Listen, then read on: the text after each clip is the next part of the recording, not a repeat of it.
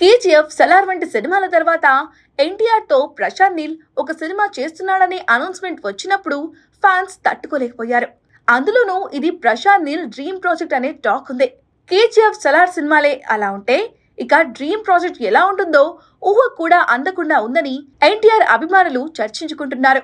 Kolkata back drop లో periodical film గా ఈ ప్రాజెక్ట్ తెరకెక్కుతోంది. టైటిల్ ఒఫీషియల్ గా ప్రకటించపోయినప్పటికీ డ్రాగన్ అనే టైటిల్ లాక్ చేసినట్లుగా ఇప్పటికే మేకర్స్ హింట్ ఇచ్చేశారు.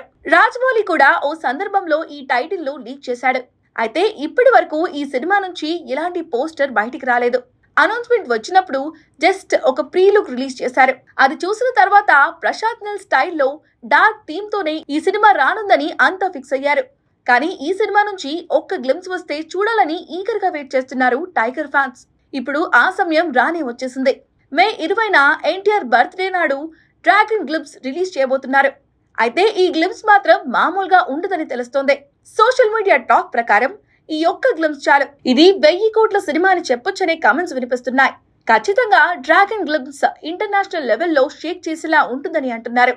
ఈ గ్లిమ్స్ తో సినిమా కథా నేపథ్యం ఏంటనే దానిపై కూడా ఒక క్లారిటీ రానుంది. మరి ఇంత హైప్ ఇస్తున్న డ్రాగన్ గ్లిమ్స్ ఎలా ఉంటుందో చూడాలి.